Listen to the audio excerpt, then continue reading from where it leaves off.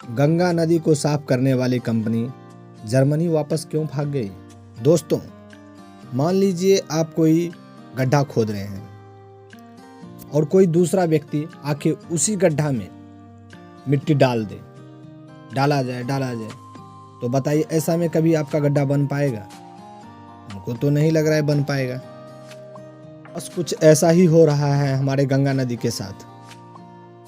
तरफ तो गंगा को साफ करने के लिए लाखों करोड़ों खर्च किया जा रहा है, तो वहीं दूसरी ओर उसमें गंदगी फैलाने का सिलसिला चलता जा रहा है। ऐसे में हमारा गंगा मैया कभी साफ हो ही नहीं सकता है। तो शायद मालूम नहीं हो दोस्तों, कुछ साल पहले भारत सरकार ने गंगा को साफ करने के लिए जर्मनी के साथ समझौता किया था।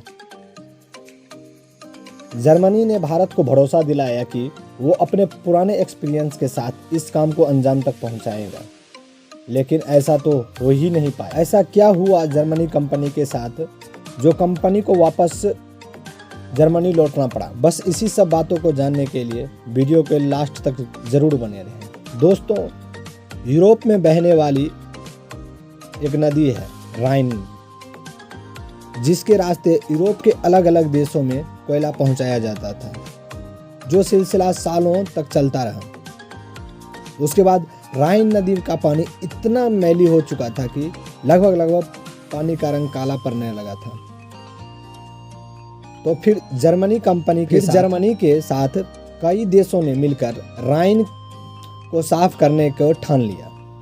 फिर क्या होना था, राइन पूरी तरह से साफ हो चुका है। इतना साफ हो चुका है कि अगर आपका कोई सिक्का उसमें गिर जाए तो आप उसे आसानी से स्पॉट कर बाहर निकाल पाएंगे।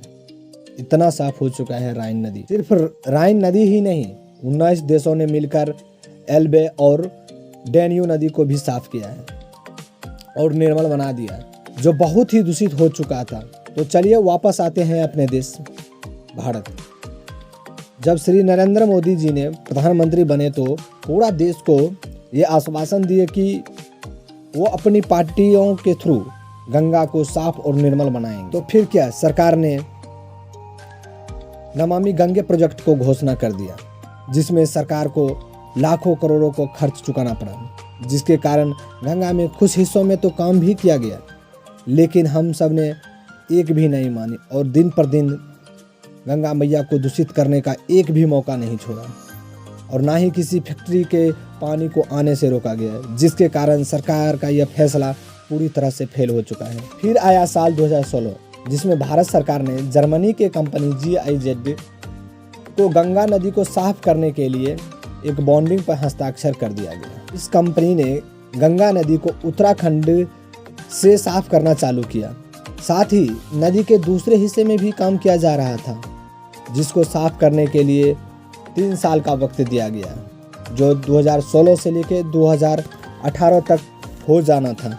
कंपनी को बीच में ही छोड़ भागना पड़ा। क्या आप जानते हैं कि किस कारण जर्मनी के कंपनी को वापस भागना पड़ गया?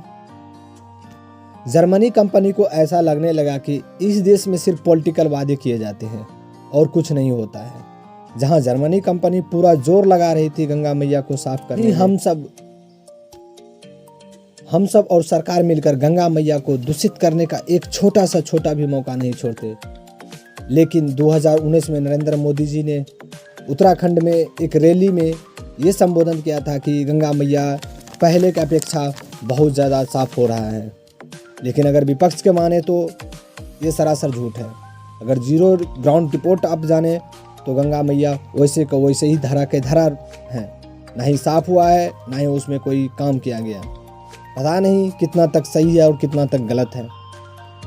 गंगा मैया दिन पर दिन मैली हुई होती जा रही है।